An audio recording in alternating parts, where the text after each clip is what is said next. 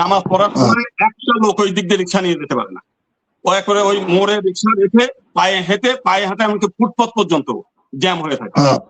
Total রাস্তা বন্ধ হয়ে তারা নামাজ পড়ে। আপনার তো আপনি এইটা নিয়ে তো আমরা কোনোদিন বলি নাই যে আপনি ফুটপাথ রাস্তা বন্ধ করে কেন নামাজ পড়তেছেন। আমরা তো কোনো সময় বলতেছি না যে আপনি মাইকে আজান দিয়ে দিনে 5 বার করে আমার এই শব্দ দূষণ কেন করতেছেন। আমার যদি সমস্যা নাই, আপনার সে একটা মূর্তি আছে পলাশবাড়ির গাইবান্ধার একটা গোবিন্দ গ্রামে একটা হিন্দু পাড়ার মধ্যে, সেখানে আপনার ঢাকার থেকে আপনার সমস্যাটা তৈরি হইলো কেন? আর ফ্রান্স থেকে আপনার এই মূর্তির থেকে সমস্যা। দাদা আমি একটু বলি, আপনি যেমন নামাজের কথা বললেন যে রাস্তায় নামাজ হয়, মাইকে আজান হয়, আপনারাও যখন পূজা করেন, পূজার সময় বিসর্জন দিতে যান, যখন আপনারা রাউন্ড দেন, 7 বার রাউন্ড করেন, ওই সময় কিন্তু আপনারা ট্রাফিক জ্যাম করেন, পুরো রাস্তা ব্লক রেখে আপনারা পূজা করেন। আমরাও মুসলমানরা আপত্তি করেন সেটা নিয়ে। মুসলমান যে নামাজের কথা বললেন, যে নামাজের সময় রাস্তা ব্লক করা হয়, আমরা দেখি যে পুরান ঢাকায় যখন পূজা হয় তখন শুধু রাস্তা ব্লকই করা হয় না, বরং আজ পর্যন্ত আমরা এটা দেখি নাই যে কোনো মুসলমান তার উৎসবকে কেন্দ্র করে কোনো হিন্দুকে বাধ্য করেছে বা কোনো হিন্দুকে জোর করে ধরে নিয়ে আসছে, এটাকে আমরা দেখি নাই। কিন্তু আমরা দেখি যে এই দেশের হিন্দু সম্প্রদায়, বিশেষ করে পুরান ঢাকায় যখন হোলি উৎসব তারা পালন করে, তো তখন দেখা যাচ্ছে যে অনেক মুসলিম তরুণী, মুসলিম মেয়ে, মুসলমান যারা আছে তাদেরকে জোর করে তাদের গায়ে রং মাখিয়ে দেওয়া হচ্ছে। তাদের গোবিন্দ দাদা কি চলে গেছে? উনি ডিসকানেক্ট হয়ে গেছেন, হয়তো আশা করি জয়েন করবে আবার। আচ্ছা, কিছু মিথ্যাচার করছেন এবং কিছু কিছু ধরনের ভুলভাল তথ্য দিয়েছেন, এগুলো আলোচনায় আসা দরকার। প্রথম কথা হলো, উনি বলেছেন মূর্তির ভিতরে চেতনা ফিরে আসছে, মুসলমানরা এটা বিশ্বাস করা শুরু করেছে কিনা, মূর্তি উপলক্ষে কিছু হয়, এটা নতুন করে বাংলাদেশে এক ধরনের আলোচনা শুরু হয়েছে। তো মূর্তি উপলক্ষ করে কি হতে পারে, এটা পার্শ্ববর্তী ভারতের দেশে কি উনি কি চোখে দেখে না? উনি কি চোখ বন্ধ করে থাকে? যেখানে মসজিদের নিচে তারা শিবের লিঙ্গ খোঁজে, তারপরে আরো অনেক কিছু খুঁজে খুঁজে সেখানে মসজিদগুলো ভেঙে ফেলে। তো মূর্তিকে কেন্দ্র করে কি হচ্ছে না না হচ্ছে, এটা কি আমাদের গোবিন্দ দাদা কি চোখে রঙিন চশমা লাগিয়েছে, নাকি ভারত প্রীতির চশমা লাগিয়েছে যার কারণে এগুলো চোখে দেখে না? এগুলো তো তার দেখা উচিত যে আমাদের পার্শ্ববর্তী দেশ রাষ্ট্রে কি হচ্ছে। সেখান থেকে হুমকি দেওয়া হচ্ছে রংপুরকে আলাদা করে ফেলা হবে, রংপুর নিয়ে যাওয়া হবে।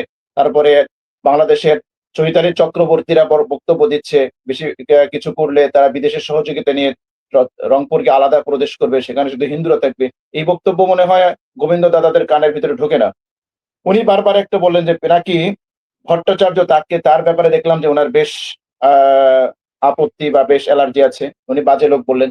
তো যদি পিনাকি ভট্টাচার্য ওনার দৃষ্টিতে বাজে লোক হয়, হরিদাস পাল খুব ভালো লোক হয়ে গেল। যে হরিদাস পাল, যার আমল নামা ইতিমধ্যে সামনে আসতে শুরু করেছে, যে সে অতীতে কি করেছে, একবার হিন্দু থেকে মুসলিম, আবার মুসলিম থেকে হিন্দু, আবার মুসলিম সেজে এক তরুণীকে বিয়ে, আবার রোহিঙ্গা ক্যাম্পে গিয়ে সবজি বিক্রেতা, আবার প্রধানমন্ত্রীর সেই বাসভবনে সেখানে গিয়ে ইলেকট্রিক মিস্ত্রি সাজা, আবার প্রধানমন্ত্রীর ছবি এডিট করে নিজের নামের সাথে লাগিয়ে মানি লন্ডারিং করা, প্রধানমন্ত্রীর প্রোটোকল অফিসার পরিচয় দেওয়া। এরা খুব ভালো মানুষ। তো পিনাকি ভট্টাচার্য একটা বাজে লোক হলে হরিদাস পাল একদম দুধে ওনাদের তুলসী পাতা হয়ে গিয়েছে।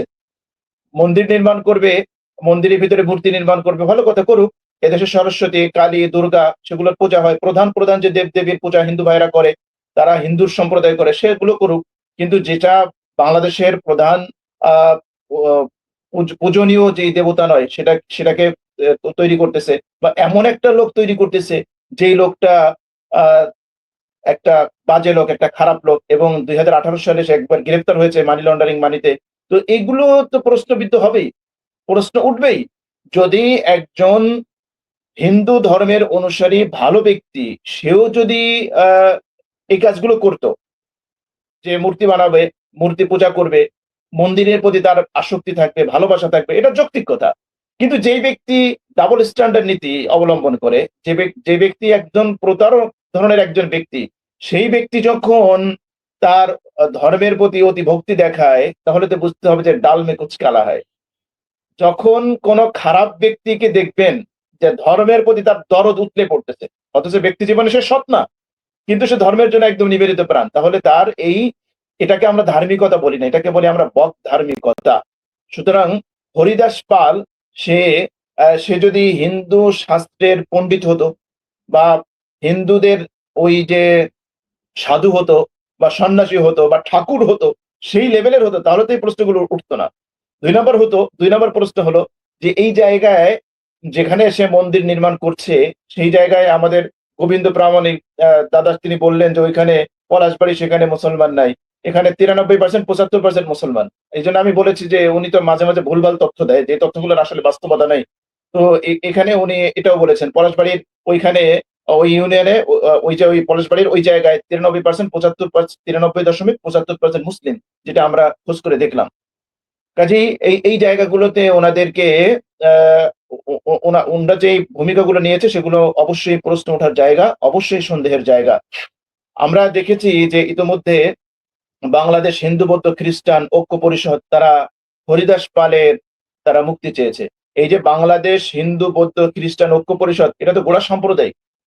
বাংলাদেশে বাস করে হিন্দু বৌদ্ধ খ্রিস্টান মুসলিম, যদি ঐক্য পরিষদ করতে হয় তুমি করো, বাংলাদেশ হিন্দু বৌদ্ধ খ্রিস্টান মুসলিম ঐক্য পরিষদ করো। কিন্তু মুসলমানদেরকে বাদ দিয়ে তোমরা 3 সম্প্রদায় মিলে তোমরা ঐক্য পরিষদ করছো, তার মানে কি তোমাদের উদ্দেশ্য তো ভালো না, তোমাদের উদ্দেশ্য তো সাম্প্রদায়িকতা সৃষ্টি করা। কেননা এক ব্যক্তির যদি 5টা ছেলে থাকে, এই 5 ভাইকে 5 ভাইয়ের মধ্যে 3 ভাই যদি ঐক্য করে, অথবা 4 ভাই যদি ঐক্য করে 1 ভাইকে বাদ দিয়ে, তাহলে তো বুঝতে হবে যে এই 4 ভাইয়ের মধ্যে সমস্যা আছে। তো ঠিক একই অবস্থা তো বাংলাদেশে, এখানে হিন্দু আছে, বৌদ্ধ আছে, খ্রিস্টান আছে, মুসলিম আছে। তো মুসলমানদেরকে বাদ দিয়ে তোমরা ঐক্য পরিষদ গঠন করছো। তো ঐক্য পরিষদ যেহেতু গঠন করছো, তো একসাথে করতা, তোমরা নাম দিতা হিন্দু বৌদ্ধ খ্রিস্টান মুসলিম ঐক্য পরিষদ, তাহলে বুঝতাম যে তোমাদের উদ্দেশ্য ভালো। কিন্তু তোমাদের উদ্দেশ্য তো খারাপ, তোমরা চাও এদেশে সাম্প্রদায়িকতার সৃষ্টি করার জন্য। এদেশে সাম্প্রদায়িকতার এই বিষ বাষ্প উস্কে দিয়ে এইখান থেকে কিছু সিনারি, কিছু ভিডিও, কিছু বক্তব্য, এগুলো তোমরা রপ্তানি করবা ভারতে।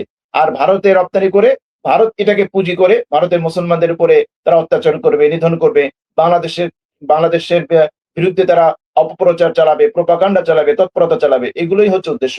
তো আমরা যেটা এখানে বার্তা দিতে চাই সেটা হলো যে হরিদাস পাল সে গ্রেপ্তার হয়েছে, সে রোহিঙ্গা ক্যাম্পে সবজি বিক্রি করেছে।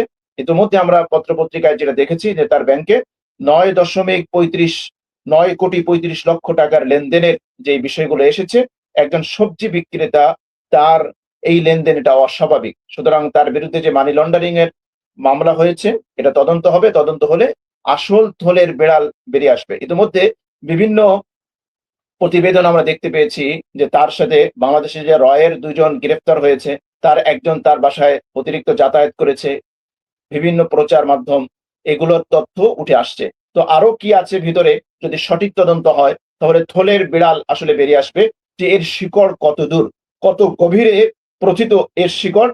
এটা যদি সঠিক তদন্ত হয় তাহলে এটা বেরিয়ে আসবে। আর যদি জজ মেয়ার নাটকের আবার রিহার্সাল হয়, আবার পুনরাবৃত্তি ঘটনা হয়, তাহলে তো আসল ষড়যন্ত্র, আসল চক্রান্ত এবং রাঘব বোয়ালরা তারা ধরাছোঁয়ার বাইরে থেকে যাবে। সুতরাং আমাদের অপেক্ষায় থাকতে হবে যে এর শিকড় কত দূর আছে, কত গভীরে আছে। এখানে উনি একটা কথা বললেন যে নামাজের কথা বললেন, যে নামাজের সময় রাস্তা ব্লক করা হয়। আমরা দেখি যে পুরান ঢাকায় যখন পূজা হয় তখন শুধু রাস্তা ব্লকই করা হয় না, বরং আজ পর্যন্ত আমরা এটা দেখি নাই যে কোনো মুসলমান তার উৎসবকে কেন্দ্র করে কোনো হিন্দুকে বাধ্য করেছে বা কোনো হিন্দুকে জোর করে ধরে নিয়ে আসছে, এটাকে আমরা দেখি নাই। কিন্তু আমরা দেখি যে এই দেশের হিন্দু সম্প্রদায়, বিশেষ করে পুরান ঢাকায় যখন হোলি উৎসব তারা পালন করে, তো তখন দেখা যাচ্ছে যে অনেক মুসলিম তরুণী, মুসলিম মেয়ে, মুসলমান যারা আছে তাদেরকে জোর করে তাদের গায়ে রং মাখিয়ে দেওয়া হচ্ছে, তাদের